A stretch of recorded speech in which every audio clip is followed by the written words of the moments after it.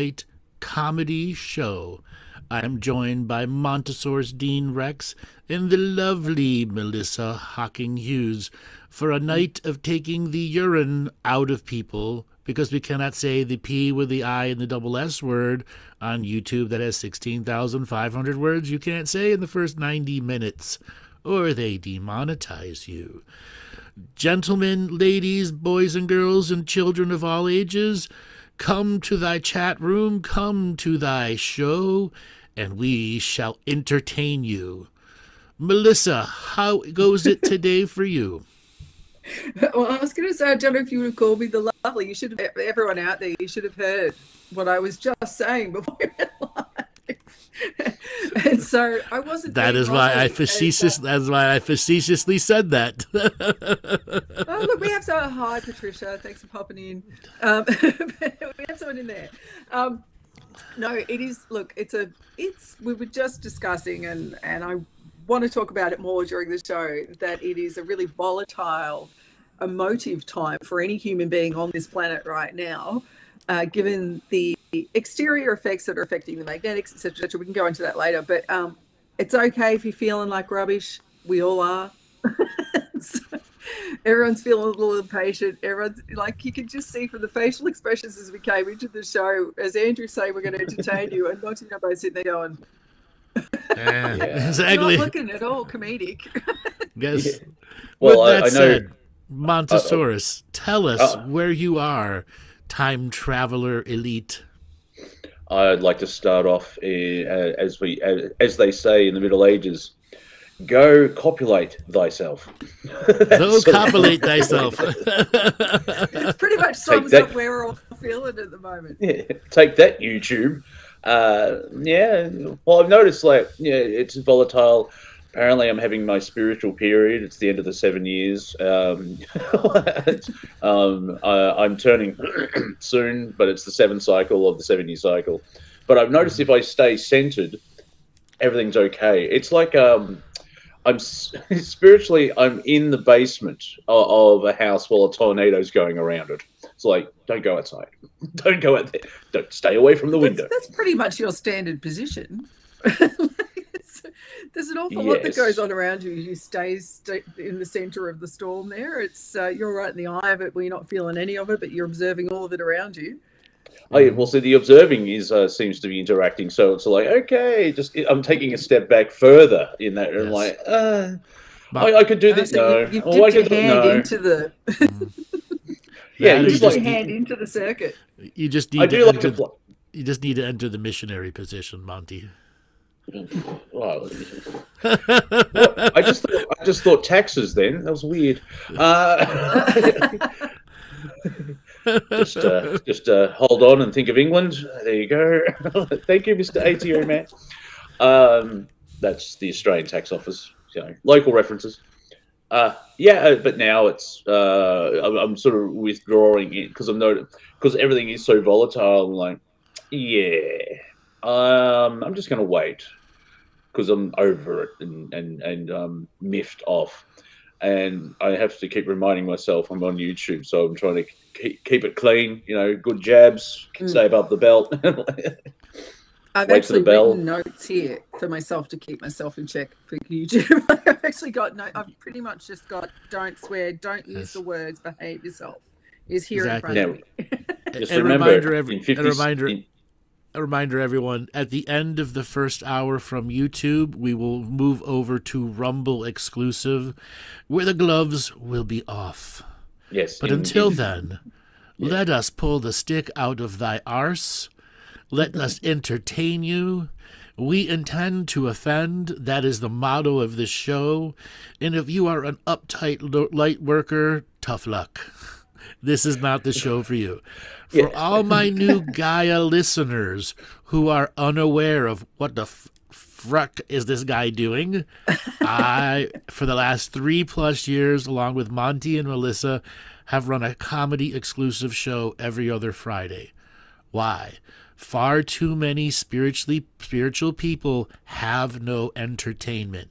In my regular call-in shows, I ask them, what do you do in your off time? What do you do that isn't spiritual? And I get no answer. They are balls deep into spirituality. And yes, I'm using that term, balls deep, because this is a comedy show. When you become balls deep into one thing and never let yourself pull out and have fun, it's why we're doing this show. If you are easily offended, don't stay. But if you are wanting to be entertained, you want to clock out from the spiritual work, the mission is ever present and always there.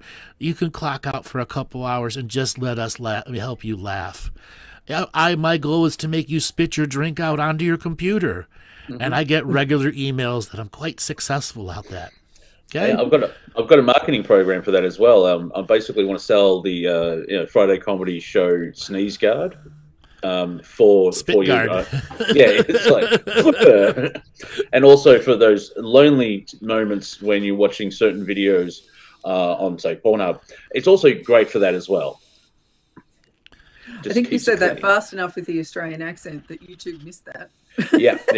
And if you pay for the deluxe model, there's a small windscreen wiper as well. So yeah. So people that are wondering where. Hold on.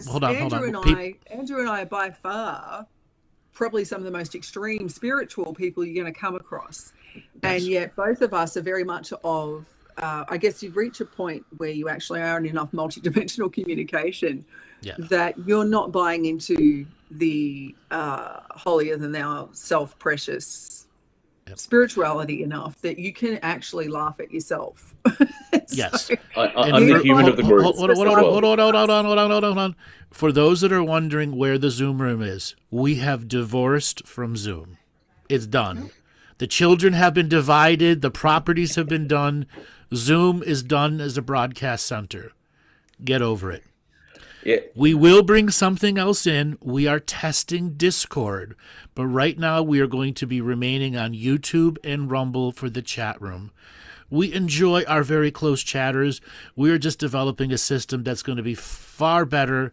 It's going to stop the porn bombers. It's going to stop the site attackers, etc., etc., etc. So please just be patient. We should have it up and running within the next week or two. With that said, just enjoy the YouTube room or the Zoom or the Rumble room. And once again, let us entertain you.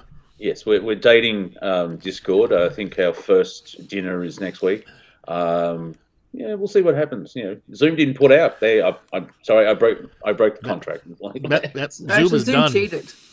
Yeah, Zoom cheated. Yeah, Zoom cheated. It was more of a betrayal thing than anything else.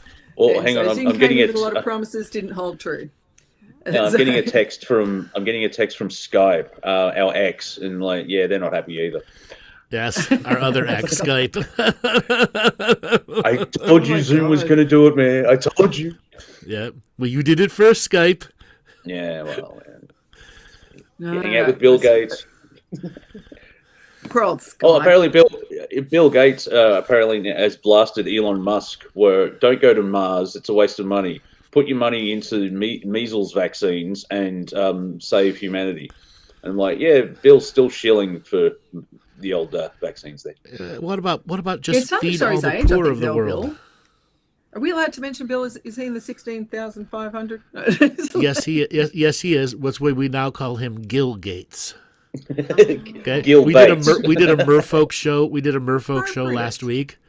Yeah, we did a Merfolk show last week, and somebody asked, "Is there a Bill Gates of the Merfolk?" Yeah, and his name is Gil Gates. I like Gil Bates. That's much better. Yes, Gil Bates works for me too. Let's do that. We better not say it too often. It might be like Beetlejuice, and YouTube will still pick it up. It already did. I could already see demonetized. Well, is Mr. Gates still in Australia? I'm not sure.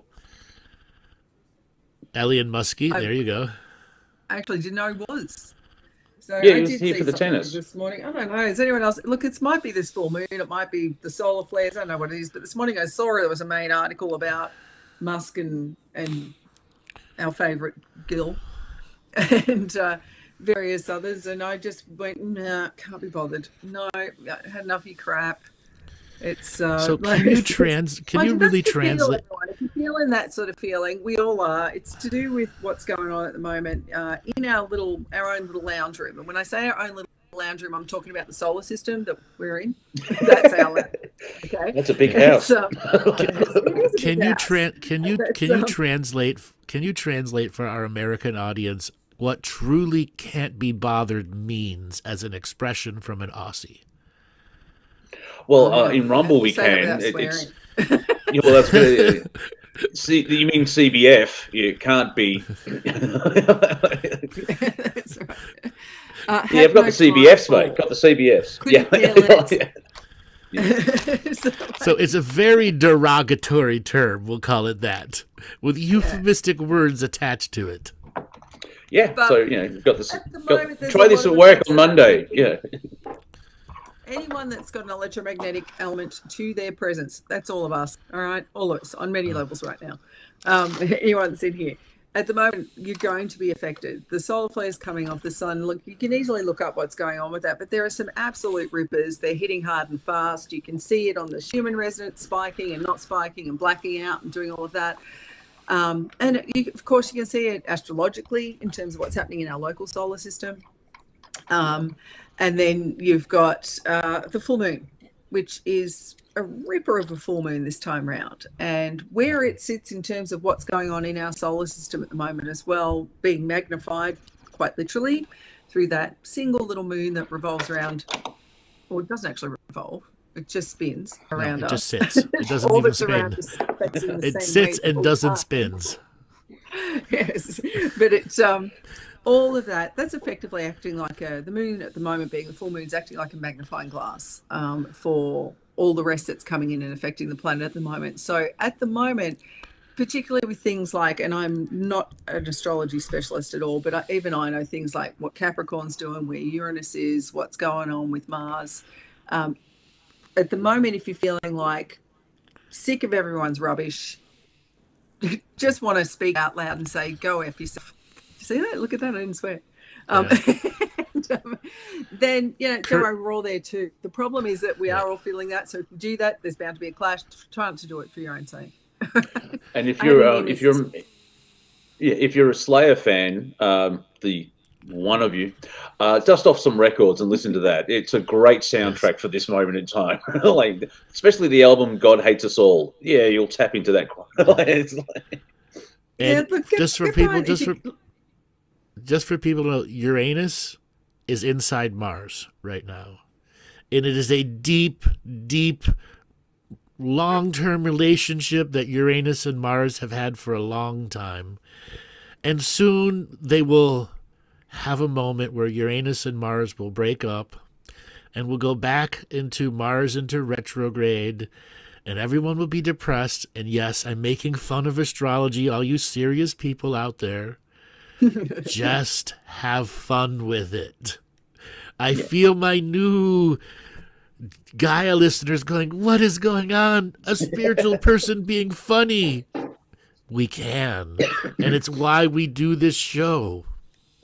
I remember the Futurama joke. I think we're scaring people because I think we might be scaring people because Patty said that she's got a question about the moon and crystals, but she's going to leave it till the next show. No, we're not going to pick on you guys.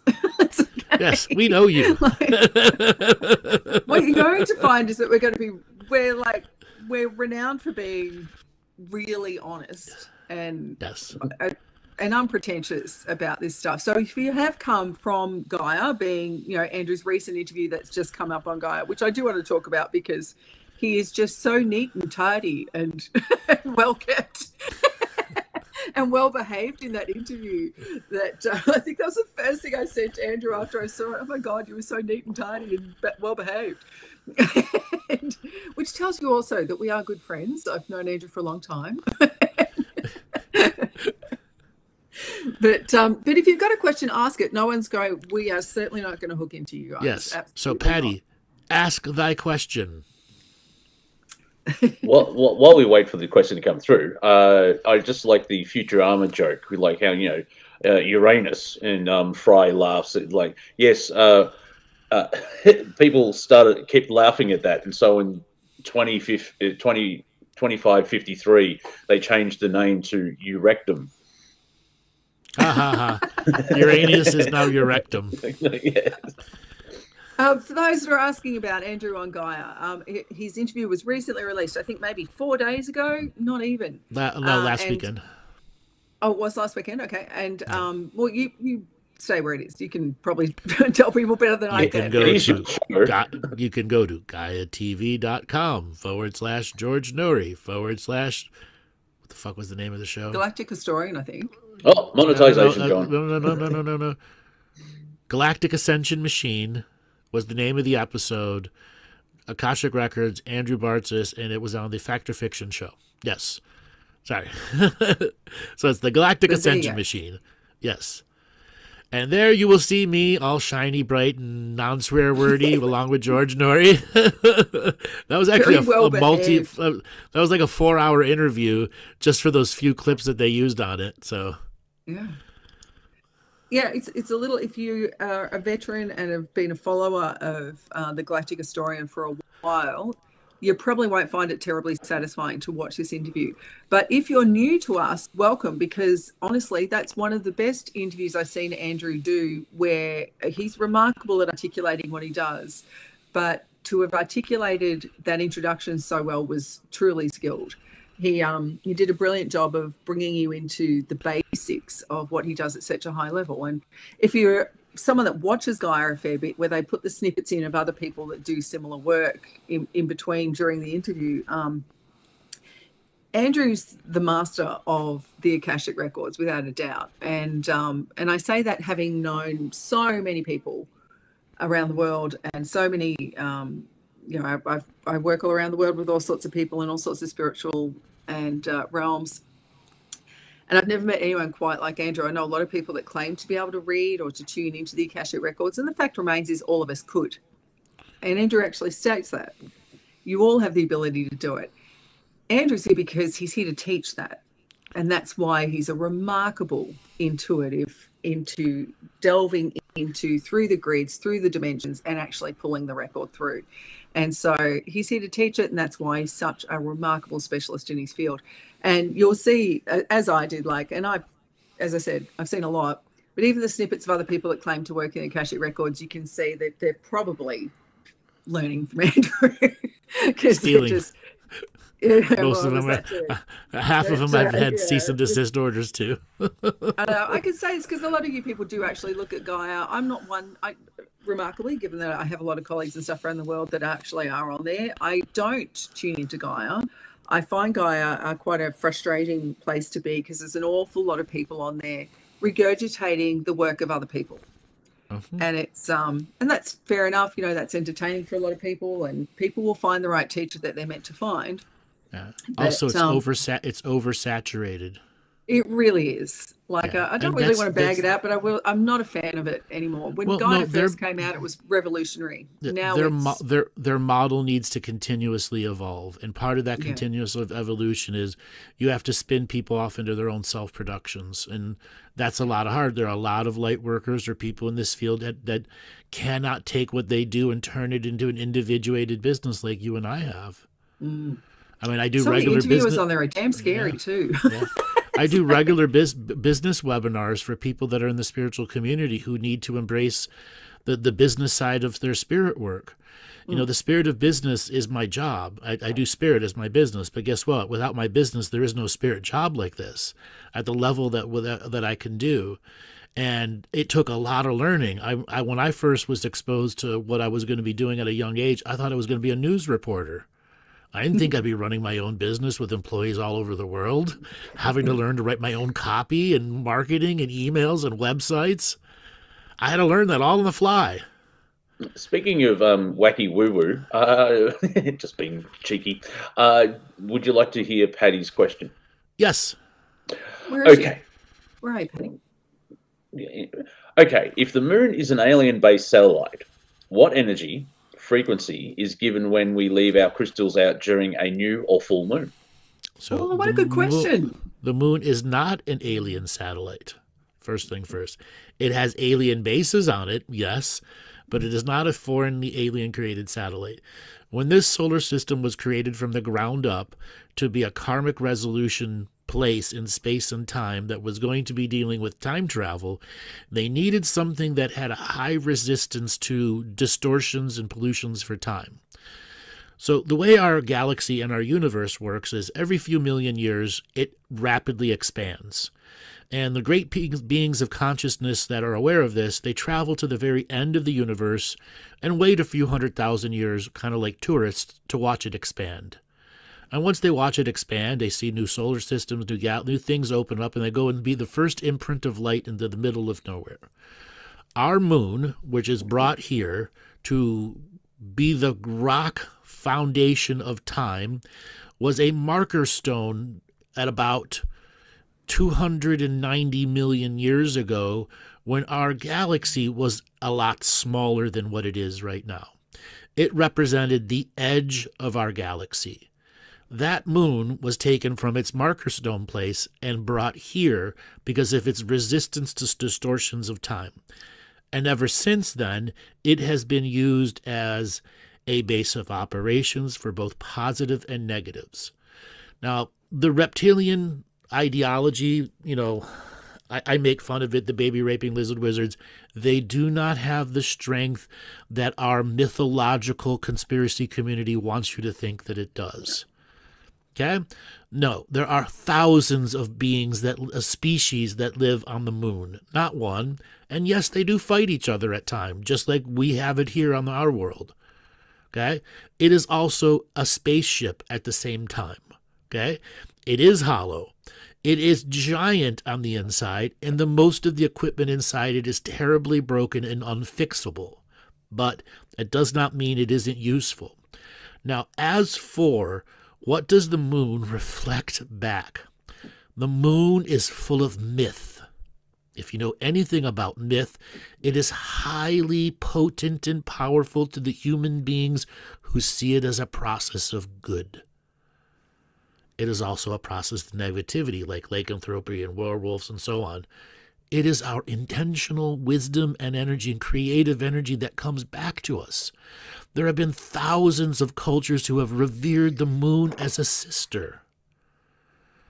And it is a sister. It is all of those things simultaneously, both good, bad, neutral, and indifferent up there. It is an anchor point for humanity to look up into the stars. No matter what the truth of what it is, it reflects back to us our consciousness, our wisdom, our humanity, and helps us grow. So in terms of the frequency that it puts into your crystals,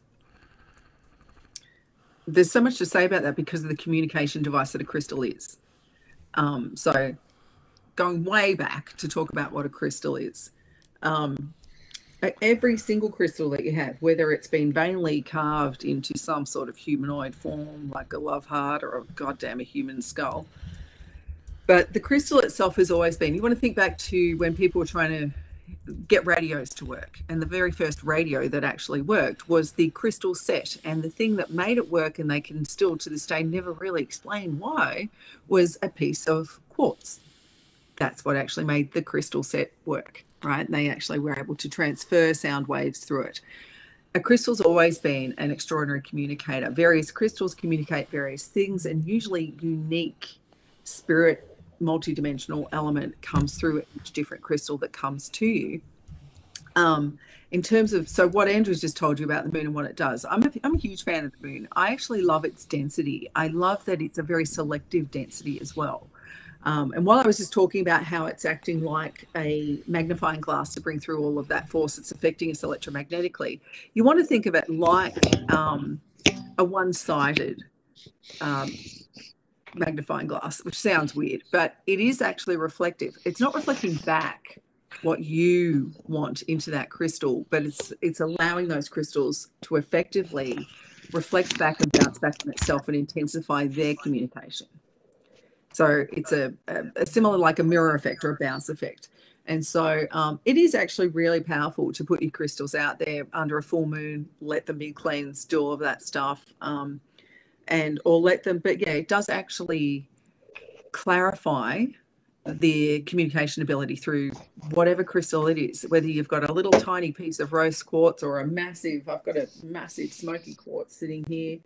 Monty, right in front of him, has a spectacular, very alien multi-piece that's super communicative on many, many levels. And yeah, it's a beautiful piece.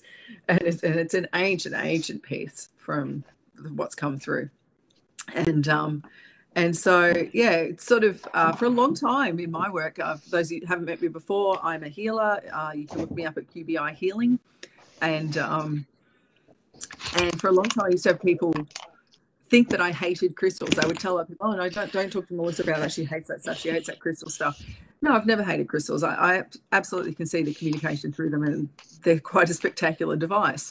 But what I don't like is someone that chooses, you know, and this is on any level, not just in your New Ager or your light worker or whatever other derogatory term we use now for people that became spiritual and then stopped looking. That's what I dislike. I hate someone that that stops looking. I don't hate, but someone that, you know, judges others on the basis that they've found something they believe in or that they know. And when I'm talking about genuine knowledge from the heart. But yeah, for me, it's the judgmentalism of the light worker, the New Ager. What else do we call like this? All well, of those New Age terms makes are sense. derogatory now. Well, New Age makes sense because the mainstream, that's all New Age, woo-woo, fairy, but it's all old age technology. Well, I think in the general media at the moment, like across the board, the term spiritual has become the dirty word. It's become the New Age or the light worker in the spiritual realm. It's if they say you're spiritual, you must be an idiot, like straight away. And it's just, wow, when did we get to that point? That's really weird. Well, it's like I remember having a conversation. Let's talk about spirituality, and they speak about religion for the next 5 minutes. I'm like, wrong.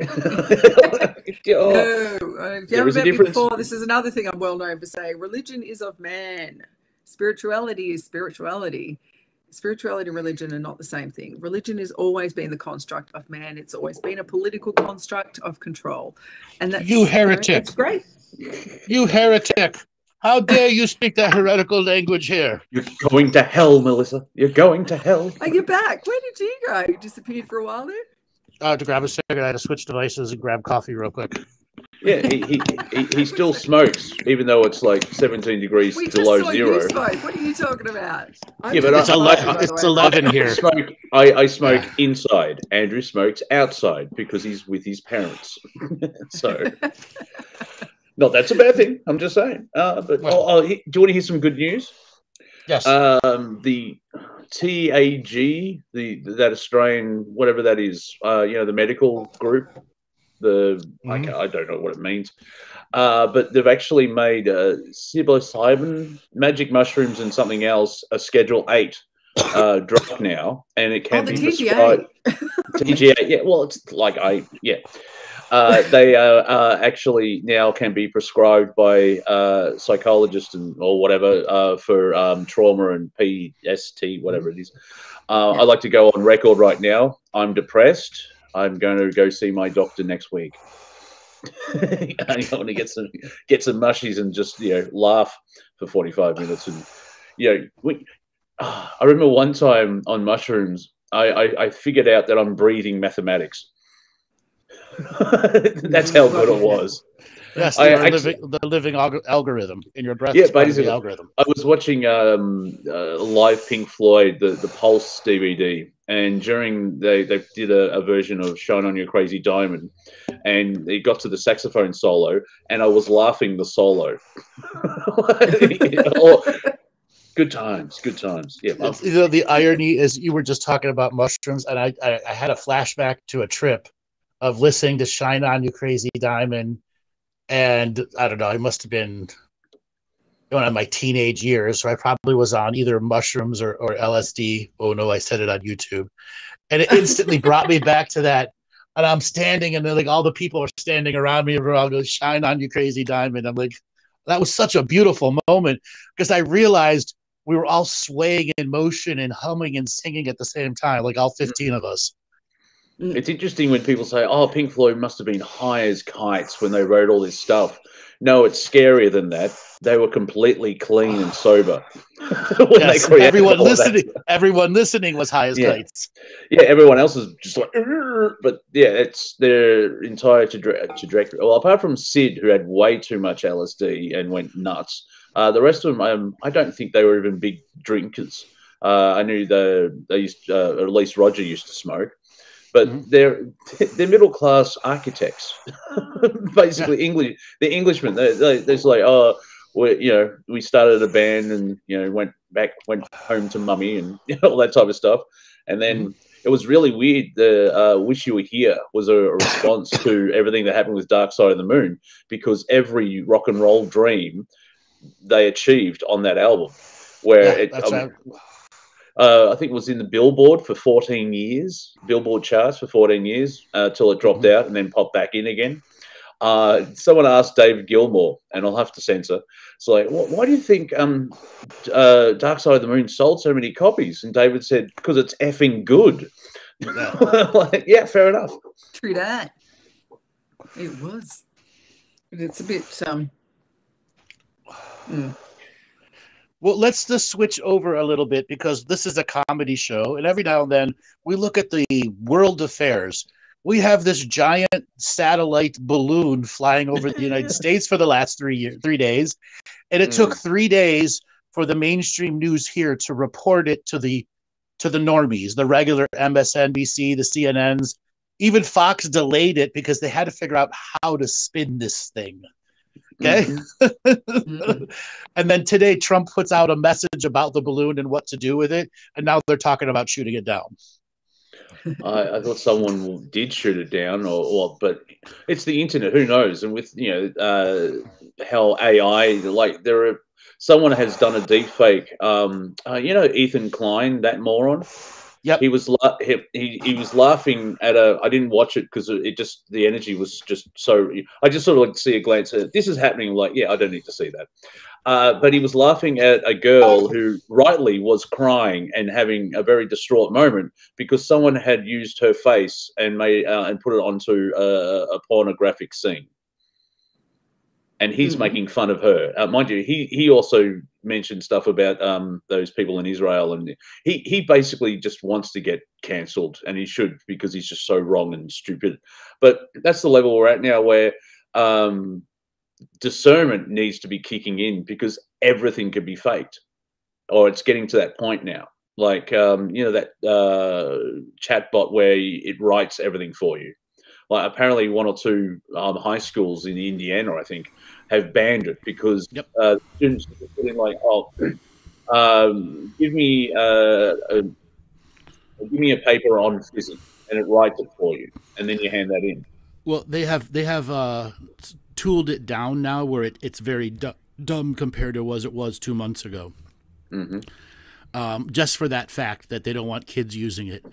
Now you have to give extremely specific instructions for it to come up with 1/3 of what it used to come up with. Yeah.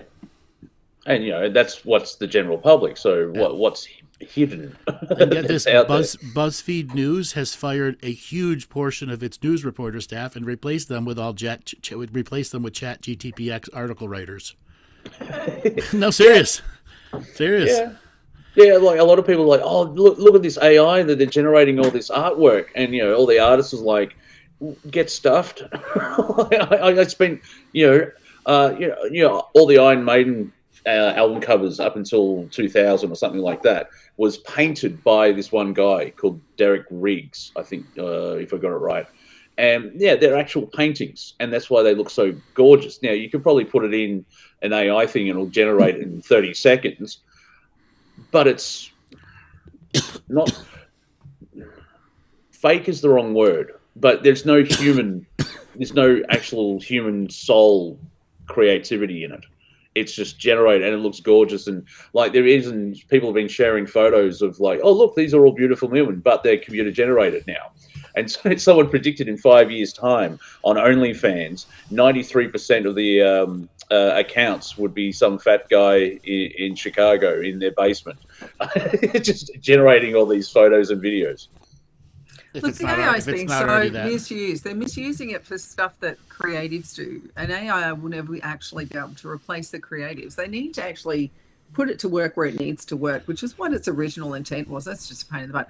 I'm going to go back, though, because a lot of people have asked Andrew, just laughing at Sancho asking what his purpose is. So, I can answer it, but it'll be on Rumble. Good job, Sancho. Does that give you a hint? But what is the balloon?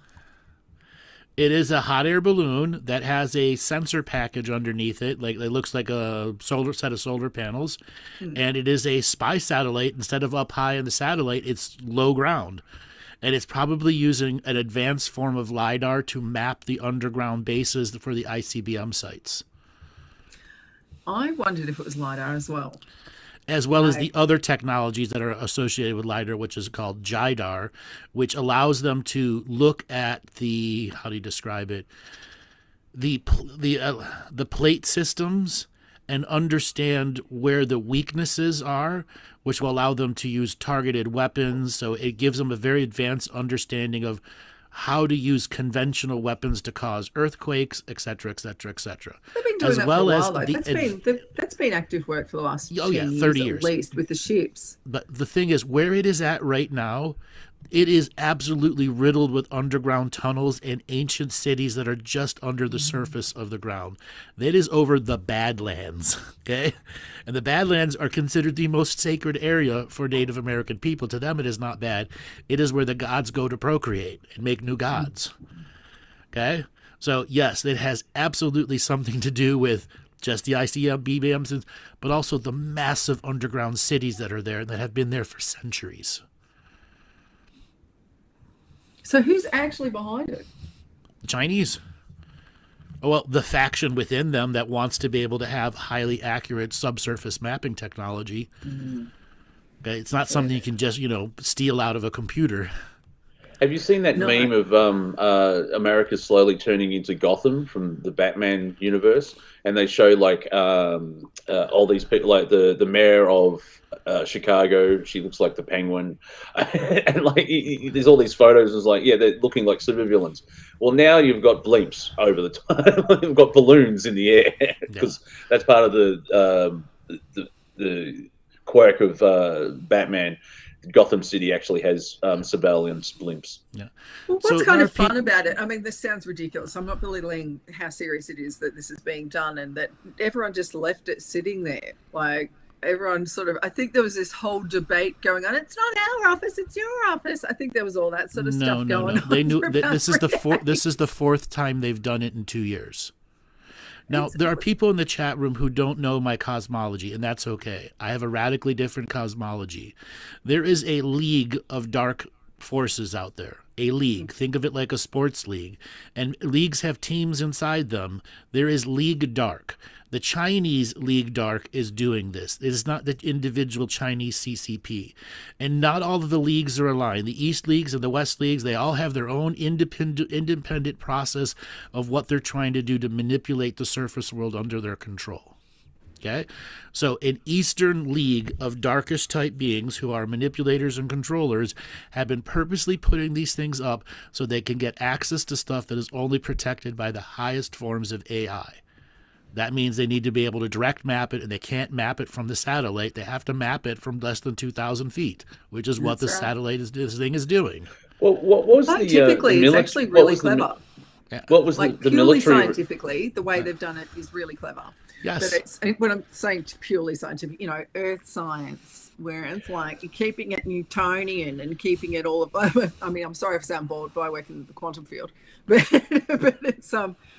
it's actually been, and I shouldn't be, wasn't it interesting? But it actually is interesting how they've actually got it.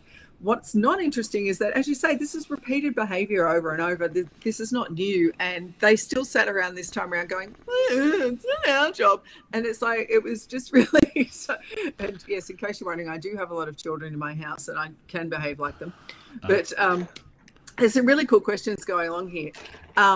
Where in the chat, where Patty's talking about lots of UFO sightings and the actual alien activity, and we haven't talked like this on the show for a while, but we may as well, Andrew.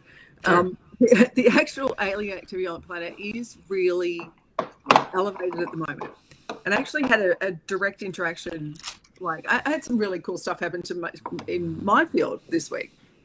Not cool, a little bit scary, a little bit spooky. When I say cool, I'm saying fascinating and interesting. Okay, not cool as in, wow, that was groovy. But and with that too, like Sandra's asking a really good question there too about the comet's come up a few times in the chat. What the green comet that's scooting around at the moment, it hasn't been around for about 50,000 years. And it's back at the same time. So as I mentioned earlier in the show, we're talking about all the stuff, all the electromagnetic field on this planet's being wildly affected at the moment, which means it's affecting you. It's affecting, we have enormous electromagnetic field of the brain, even bigger, 500 times in fact bigger, in the heart itself and its communication. And so all of that's being affected at the moment. With everything affecting that planet at the moment too, and everything going on, yeah, for sure, the communication on every level, including other species that intrude upon the planet or are stuck here or whatever we want to refer to, they're more active at the moment too.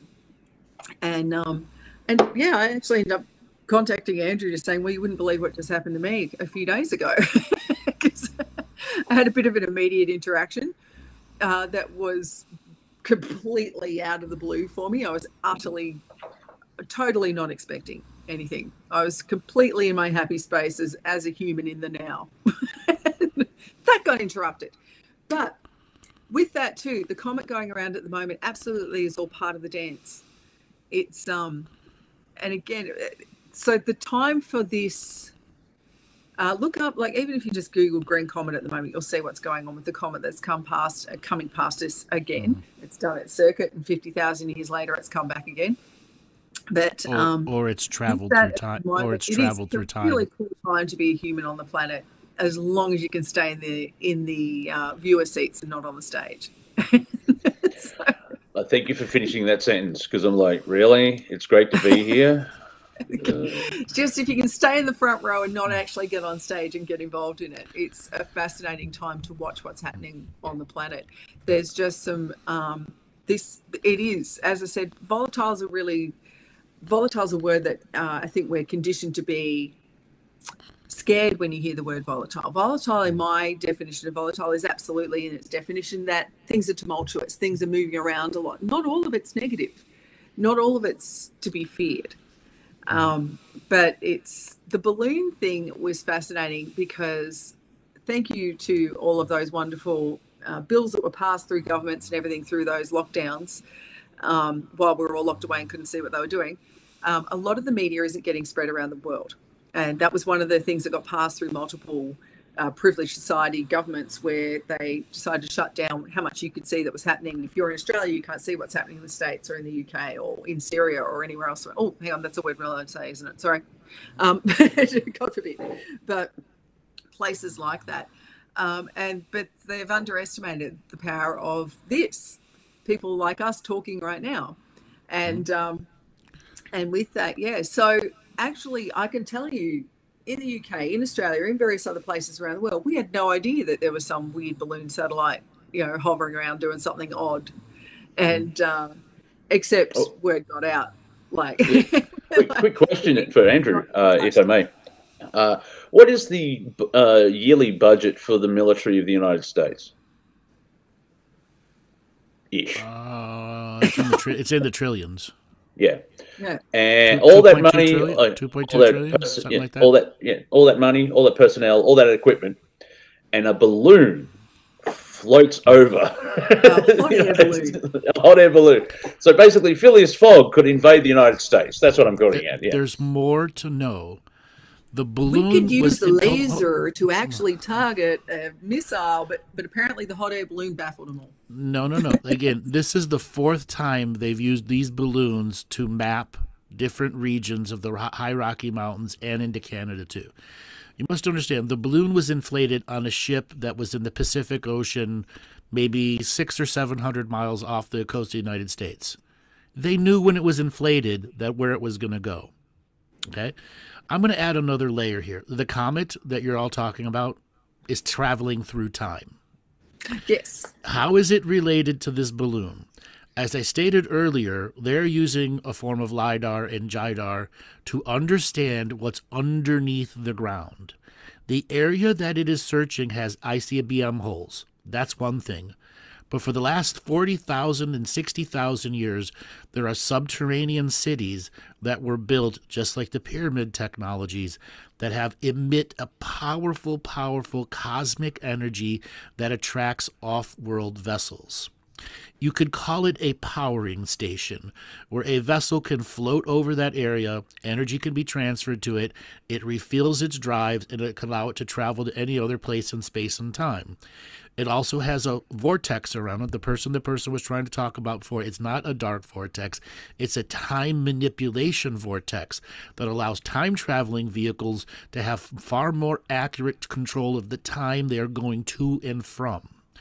The deep underground cities, which are about 1 kilometer to 2 kilometers under the ground, there are not exactly living beings there anymore. They're old technology places that all the different militaries have tried to invade over the last many centuries and have absolutely failed at. Now, there are other aspects of these cities which have been invaded, have been taken over, and there's large forms of technology that is there. No, it is not Agartha. Agartha is somewhere completely different. These are the lost ancient cities that were locked down approximately 60 to 80,000 years ago when Atlantis, as a global economic species who also had colonies from tens of thousands of other worlds, began to completely degrade itself. They shut those places down on purpose so that no one would be able to get into those technological zones. There's also more going on. Even deeper underneath those cities are more layers of embedded technology in the deep stratosurface. Now, you can't dig to get them because there's a layer of hardened diamond around them. Yes, you could actually look up the diamond core that's underneath the surface of our world. There is a giant diamond core 40 kilometers thick. You can't teleport through it. You can't time travel through it because it was intentionally done so no one can get to and from it unless you have the cipher to unlock it. In my Galactic History series, I talked about these as control rooms. The final 19 remaining control rooms are all throughout that area, and you need a DNA cipher to unlock it mastered through time. That's my layer that I will add to that. So why these balloons are there, deep underground mapping technology, they're trying to find a way into it. America has been here since the 1600s. They all know it's there. They just can't figure out how to get into it. And now the Asian factions believe they have a way into it. So there. Yes.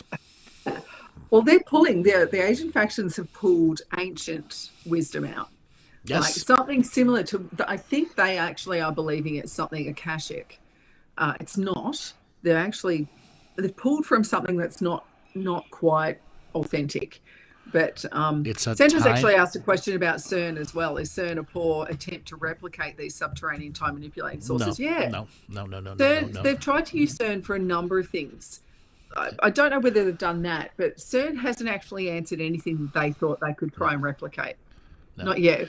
And then of course we have Mittens the Weasel that undid it all. Yes. So let me add a layer here. It's called timeline fallout shelters. Now, I've repeatedly spoke about these through the Galactic History Link. What do you think a timeline fallout shelter is? If a time erasure wave is coming, you go inside it and you can survive a time erasure. Inside there are thousands upon thousands of cubic kilometers of resources of extremely advanced technology and beings in hyperstasis mode inside the timeline fallout shelter.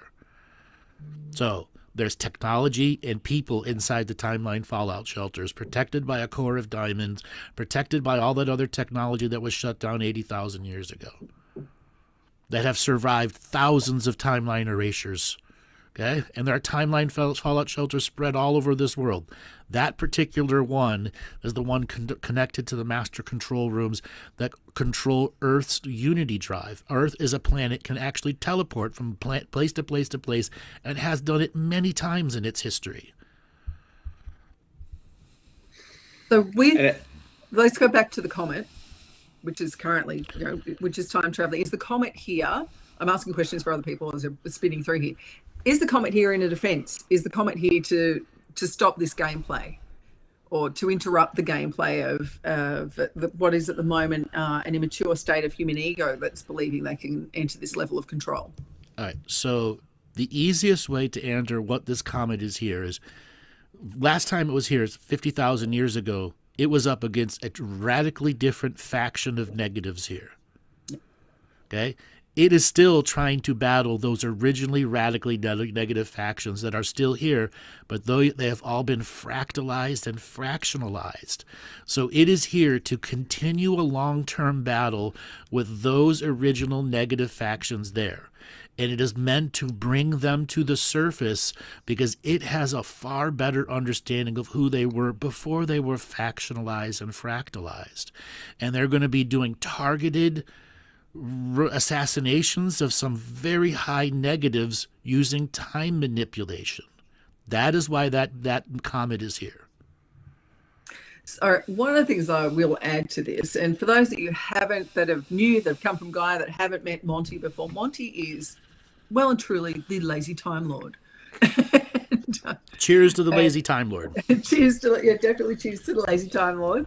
But anyone that actually, at the moment, so that's me cheersing Mont, anyone that actually is connected like Mont is to actually working in timelines and stuff like that, at the moment will be feeling like absolute rubbish as a human.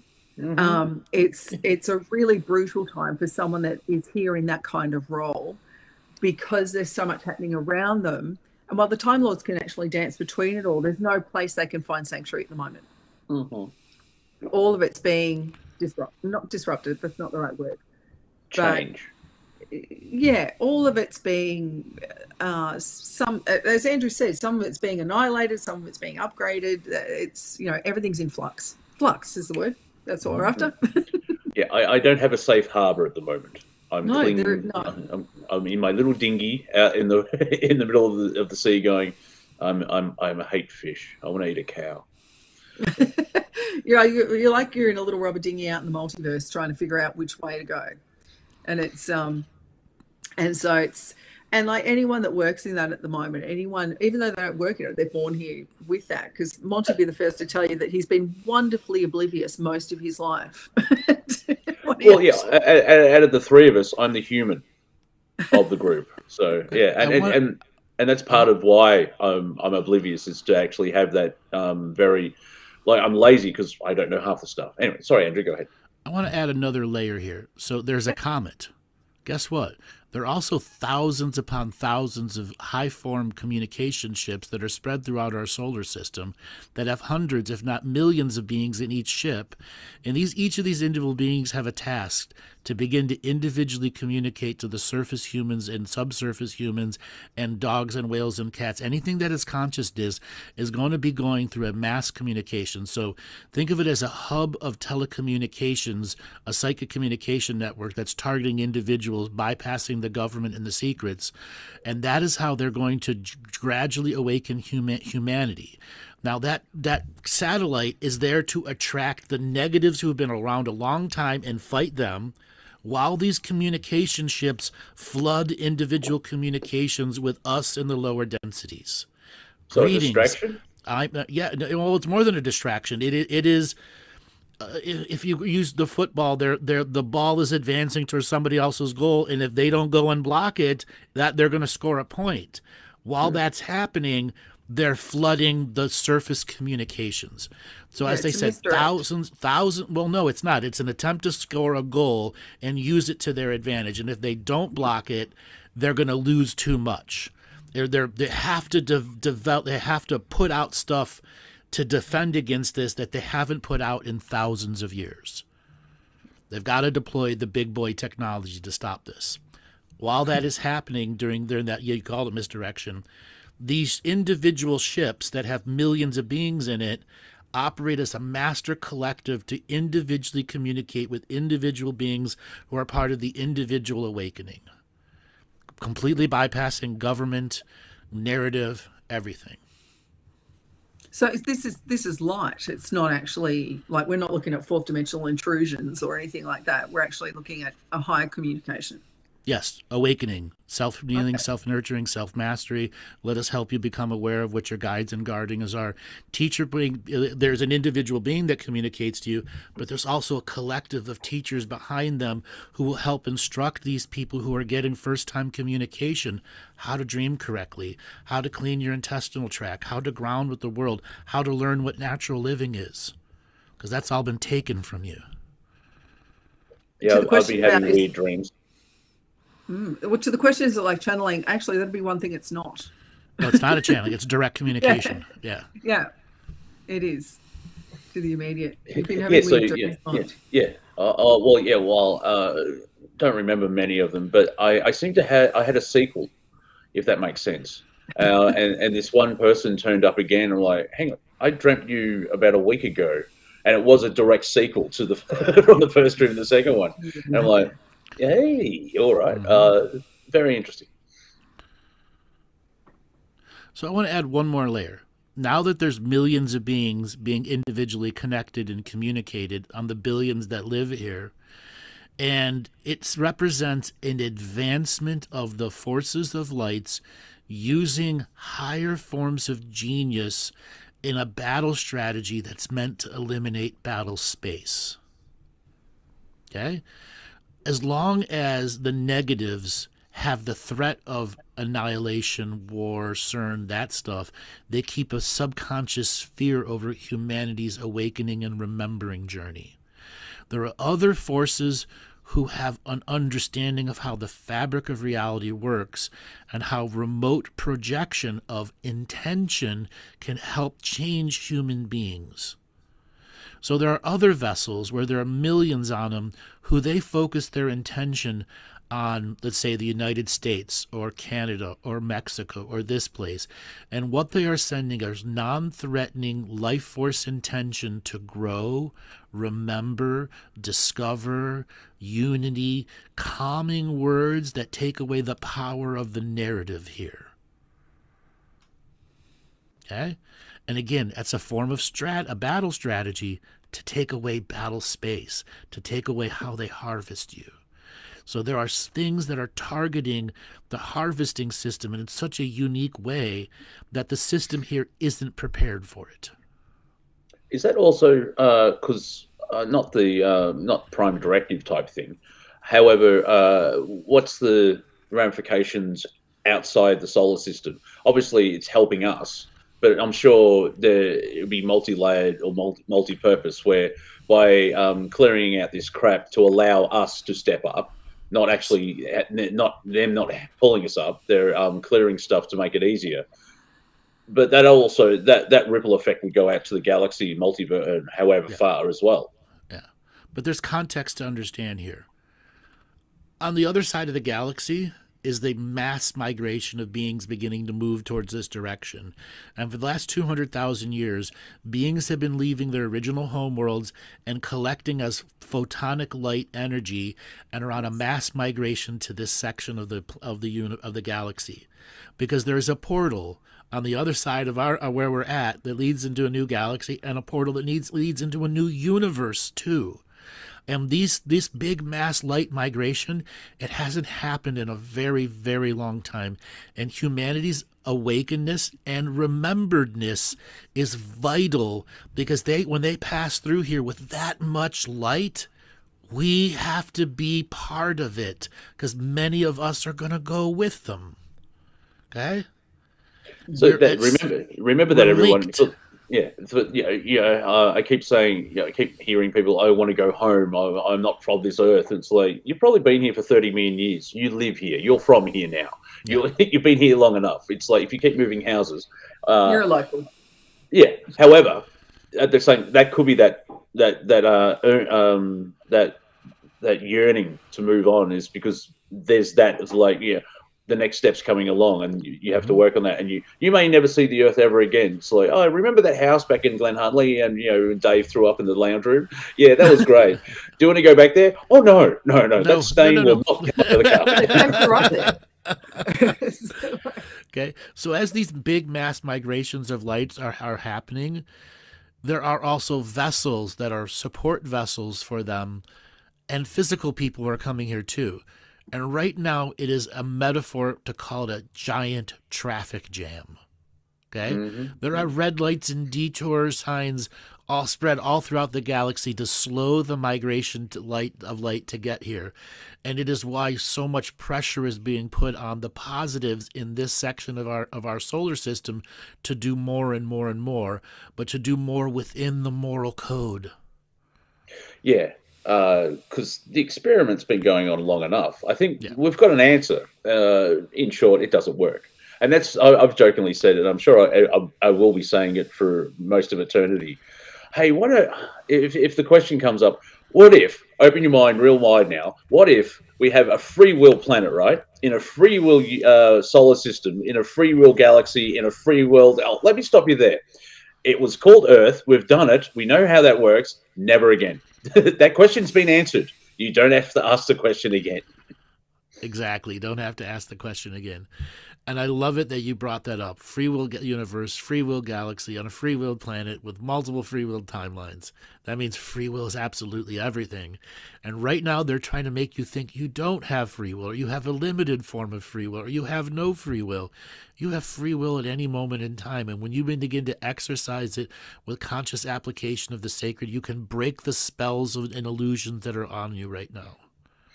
Yes. Also, if your lower self says, no, I don't want to do this, you have the free will to walk away of everything you've created and agreed to.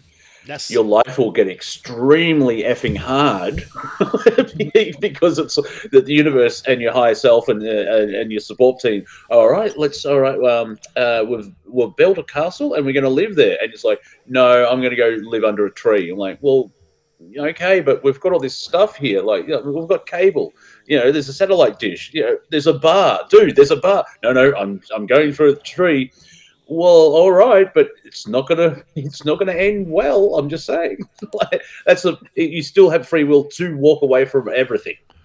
You'll just find out that it's extremely hard. That's the lower self because we don't know the rest. So I guess that's what you meant by the sacred, because you have to have the communication with your full self to understand parameters. Is that one way of saying it? Yep.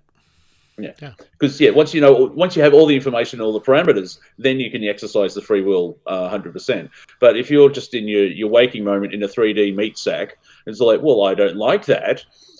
You don't have all the information to make a conclusion. So Santo has an interesting thing. So the concept of karma itself is being redefined. As I've said since the very beginning of galactic history, karma is no longer going to be used as a universal system here anymore. And this represents, this time travel resolutions, the galactic ascension scene represents karma as an end of a fundamental universal law. And if you want to continue on with karma, there's another galaxy to go to, as well as a portal to another universe that isn't going to be using karma either. So there's a galaxy mover that you can move forward and you can do all your karmic journeys that you want. This galaxy and this universe are going to end karmic retribution, karmic laws, because of how it was specifically abused the last 68 million years here. I'm going to interject that and bring that to something very, very human of us, that the incredible rate of suicide that's gone up, particularly in privileged society, but it actually is global across all human existence. But we know just from figures around privileged society that the figures are right up there.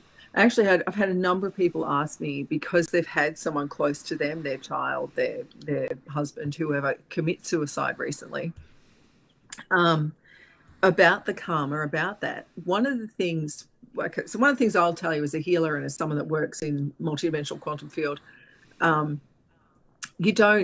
we're told that if you commit suicide, you get punished, right? That you would go to hell or you go to purgatory, depending on your religion, whatever that is. That's where that's come from, this belief that you're punished for all of that. With karma, it was always about, look, you can't skip out on your karma. You can say this was too much and close this chapter out as in whatever life that was, but you used to take that karma forward.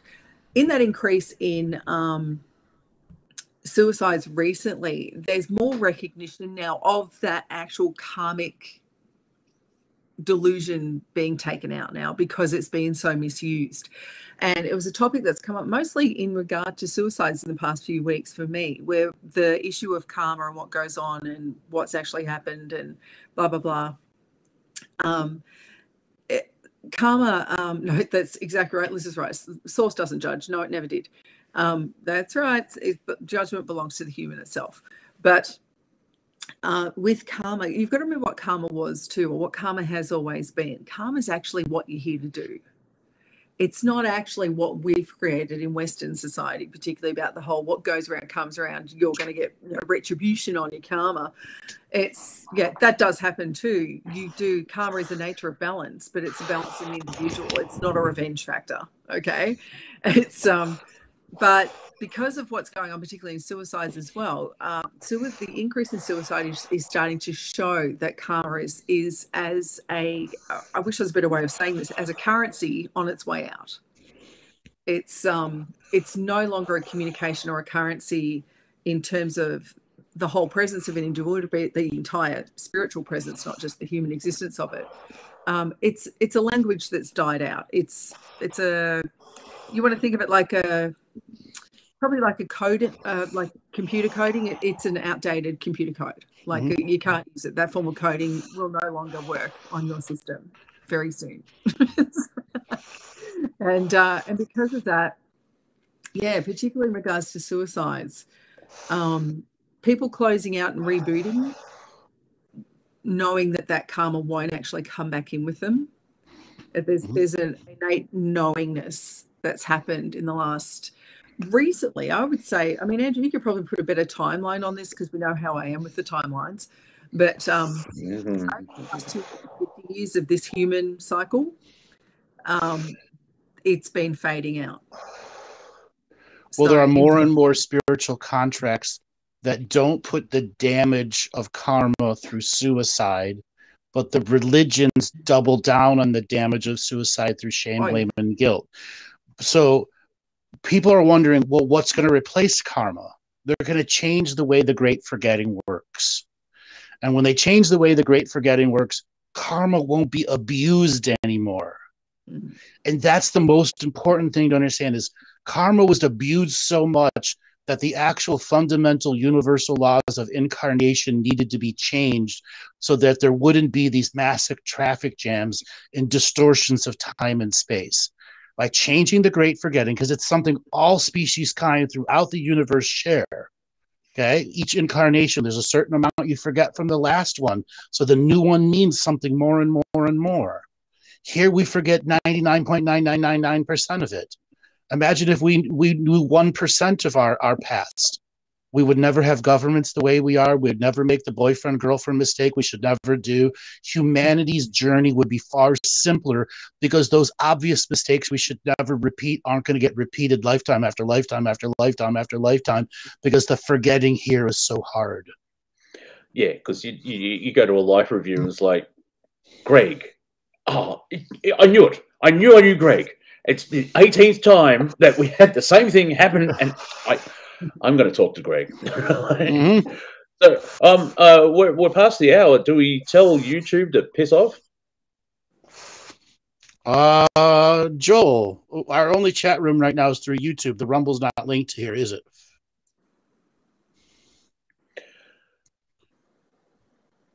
Correct.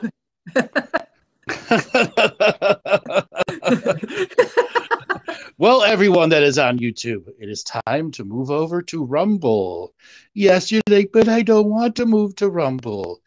You can do it. We believe in you. In the link in the description. The link is in the description of how you go to Rumble. We're going to let it go 2-3 more minutes, and then we're going to shut down the YouTube stream so that we can have the freedom to talk any way we want. So if you are enticed enough, come from the YouTube side, join Rumble. You can watch the chat room, but if you want to be a part of the Rumble chat, all you need to do is put your email in, that's it, and create a password. You don't need to do anything more than that. And come on and chat with us. So in about 2 minutes, we will shut down the YouTube channel and give people enough time to go and sign up for Rumble on the other side so we could talk freely and no more 16,500 words we can't talk about. And if you've listened, if you watched the last hour and what we've talked about, so imagine if we were free to talk about anything, because the stuff we talked about, like, yeah, in the wow, like, yeah, and we're restrained here. So I'm just saying. Right. And don't forget, we're all feeling this full moon, so we can really let loose on Rumble. That's right. We're gonna rumble in the jungle. Damn satellite. Yes. It's the balloon. Go balloon. Oh, $4.7 trillion for the military defense of our country. Oh, look, a balloon. Shut up. Don't look up. Don't look up. If you want to have a look up, someone was asking before about LiDAR technology. There's a thing on Netflix, like the stuff they've discovered about Mayan cities, and they use LiDAR technology to identify the structure of cities. I mean, that's will give you an idea of the power of it, and then you want to times it by about 500 as to what's coming out of that balloon. They use it North Africa, like Egypt. They find cities and the sands and Sahara and some of the stuff. I mean, who knows if we get told about it all? But they're finding a lot of structures because Sahara is a very big sandpit, but they're probably only going, say, 3 to 5 meters down, and they're finding structures, which is very close to the top. But if you hand me a shovel and try and dig there, no. So that's how it helped, like the mapping of it. And there are things beyond LiDAR, like I previously told, that can go many kilometers underneath. And HAARP's original purpose was to do subsurface mapping. Its original purpose was subsurface mapping. Yeah, I was going to So many people have been bastardized by the conspiracy world to HAARP is da-da-da-da-da-da. Its original purpose and its remaining purpose is for deep subsurface mapping.